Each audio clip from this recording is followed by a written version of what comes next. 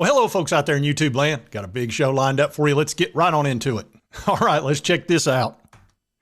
Yeah, a national analyst, actually there was a couple of them, came out and quoted, "I hate that offense, Tennessee's offense, so much." Let the hate flow through you. I mean, you're talking about just having it out. You know, usually they'll be a little bit more politically correct. They won't just come out and just blatantly say something like that. But I've got the video. I'm going to show you that because it surprised me. Normally they're a little bit more couth. I think that's the right word. But anyway, we're going to get into this story and show you the video too. And I was going through Google and I saw this story. It was actually a couple of weeks ago by one of my favorite sports writers, Zach Reagan. And he was talking about a prominent national media outlet slammed Tennessee's Vols offense. But rather than going through the story, I'm actually going to show you the video. But if you want to check that out, it's an A to Z Sports by Zach Reagan, and it's a good read. But I'm going to show you the actual video, and then I'm going to comment on it, and we're going to discuss this a little bit. But here's the two individuals. And this is Steve Palazzo and Sam Monson. And I've watched these guys before. They're usually pretty good, but to just come right out and say what they said kind of shocked me a little bit. But let's see what they were talking about. So the other guy we need to talk about briefly, who's getting a lot of QB5 talk, is Hendon Hooker from Tennessee. Yep.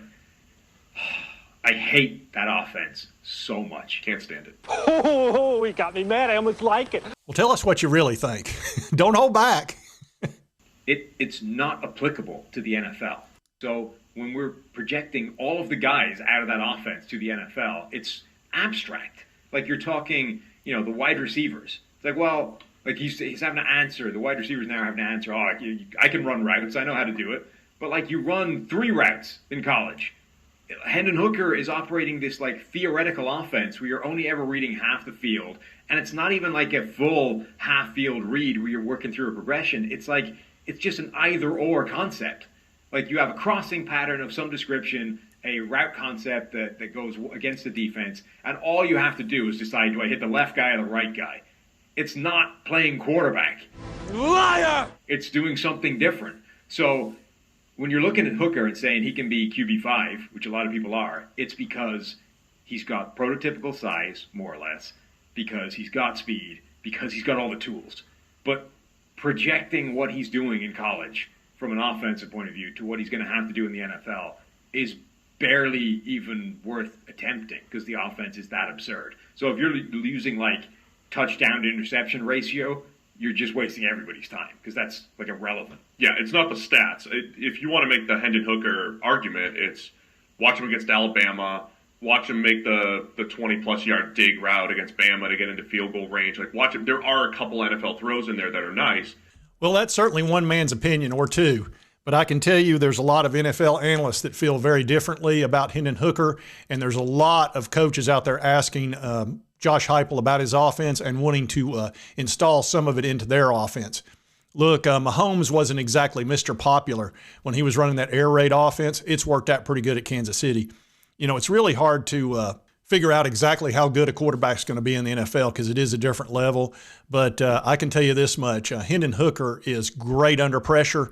You saw him win that Pittsburgh game. When he ran for a touchdown, it got called back. Mentally, that would wreck most athletes. He comes right back and throws a 25-yard strike to Cedric Tillman for the touchdown to win the Pittsburgh game. Then you saw what he did against Alabama in under unbelievable dire situation, 15 seconds left. Nobody's going to try to score a field goal with 15 seconds left like that. He goes down there, throws a dime, then throws another great pass, and we kick the field goal. The rest is history. So he's fantastic under pressure. He's fast, he's elusive, and he's got great pocket presence. Remember that 40-yard run against Florida where it looked like he was going to get sacked for sure? Next thing you know, he's 40 yards down the field. That broke Florida's back, okay? So his ability to run is super important, and in the NFL, that's becoming even more important because it's becoming a big part of NFL football. You saw that this year with Philadelphia. So I'm real fired up about what Hendon's going to do this year, and I'm not real concerned about the national analyst. But you know what? I am going to go back to that article because Reagan actually brought up a pretty good point. It says an anonymous NFL quarterbacks coach recently told Bruce Feldman that Hooker is trending to overtake Kentucky's Will Levis as his QB4. He also said he'd be shocked if Hooker didn't make it in the NFL in some capacity. Hendon was great He is trending to overtake Will. Will is more talented as far as arm strength and size, but I think Hendon might run faster. He's more nimble and has more throws in his arm. Very mature. ESPN draft analyst Matt Miller reported that he's spoken to several teams in the NFL and that he is acing interviews and board work. And I had absolutely no doubt that he would do that. He's not only is he a very bright person, but he's a good dude and everybody likes him. So I think he will get along well in the NFL. He's got plenty of talent. He's got the height. He's got the arm strength. He's quite accurate. And I'm telling you, when it gets tight in that pocket, he will escape and run for 10 or 15 yards, maybe 40. So I think that's a bunch of baloney there from the Pro Football Focus. And actually, I ran into my third cousin once removed on my brother's side, and he was wanting to respond because I played that video for him, and he was not happy, and so he wanted to respond to it. And his name's Earl. Yeah, I heard what them national types was talking about, how Tennessee's a gimmick and how much they hate our offense and whatnot. Oh, yeah? Well, we're number one in the country. What'd you boys think about that? Huh? Yeah. And Hendon Hooker's one of the best quarterbacks we've had in a long time, and he's definitely in the top 3, and he'll be going in that first round making all that money. And they can hate on that too, I reckon. They don't know nothing about football. Yeah, I'll be just fine with us being number 1, and they can just hate on us. That'll be just fine. Thank you. You know, Earl didn't much care for that analysis, and I don't blame him. It kind of irked me too. You know, it's funny. This offense is number 1 in the country. Number 1. It was number 7 last year, and he's done it in 2 seasons. And you sit here and you look at the numbers where he has just killed it with offense. And all these haters. Now, I understand Nick Saban hates it. And, of course, now we got Kirby Smart and the coach from Pittsburgh. And, of course, we've got Dabo who's going to copy it, which is what's going to happen in the NFL too, because things that are successful to this level are going to get copied. It's just the way it is. But there's just a lot of people that, look, they're like this when it comes to change. I'm a grumpy old man. I don't like everything the way it is now compared to the way it used to be. Yep, and I think that's the way the Monson guy is. You know, he wants you off his lawn. You know, it's not the way it was done 20 years ago, so therefore there's no way that it can be any good. Well, it's number 1, and, you know, it took a team that was in dire straits 2 years ago to actually got ranked number 1 at one point and wound up number 6 in the country, winning the Orange Bowl and going, 11-2. So, and that's in the SEC.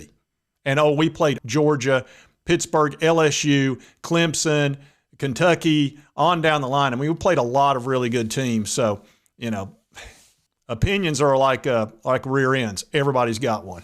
Anyway, I wanted to cover this national analyst. And you know, a lot of folks in national media, they're kind of difficult. They don't much care for the Tennessee Vols. But that's okay. We keep winning like we're winning, and we keep scoring those touchdowns. I don't care.